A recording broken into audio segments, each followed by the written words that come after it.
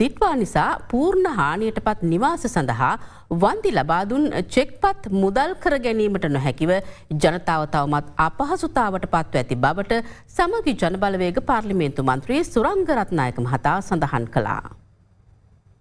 දිට්වා සුලිකුණාටුවෙන් පූර්ණ හානි වූ නිවාස සඳහා වන්ති ප්‍රදානය සහ නව නිවාස ඉදිකිරීමේ වැඩසටහන පසුගිය 9 වෙනිදා අනුරාධපුරයෙන් ආරම්භ කෙරුණේ ජනාධිපතිවරයාගේ ප්‍රධානත්වයෙන්. එහිදී ලබා දුන් චෙක්පත් මෙතෙක් මුදල් කර ගැනීමට නොහැකිව බොහෝ පිරිසක් අපහසුතාවට පත්ව ඇති බව අනුරාධපුර දිස්ත්‍රික් සමගි ජන බලවේග පාර්ලිමේන්තු මන්ත්‍රී සුරංග රත්නායක මහතා පවසනවා. පළවෙනි ගේ හදන්නට ජනාධිපතිවරයා ඇවිල්ලා මුල් ගල තිබ්බා.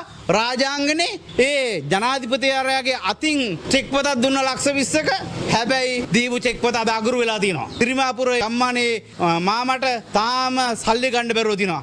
ඒ මාමට විතරක් නෙමේ රාජාංගනේ පූර්ණහානි ගෙවල් 17කට එදා ජනාධිපතිවරයා අතෙන් චෙක් දීලා තිනවා. මේ එක චෙක්පතක්වත් මුදල් කරගන්න බැරුව අගරුපත් වෙලා තියෙනවා. නිසා අර්ධහානි වුණු නිවාස 200කට චෙක්පත් නිකුත් කරලා තියෙනවා. ඒ සියල්ල අද මුදල් ගන්න බැරුව ජනතාව දුක් විඳිනවා. මේවා පිළිබඳව හරියට අවධානය යොමු කරන්න. මෙම චෝදනාව පිළිබඳ රාජාංගනයේ ප්‍රාදේශීය ලේකම් උපාලි රාජපක්ෂ මහතාගෙන් අප විමසීමක් කළා.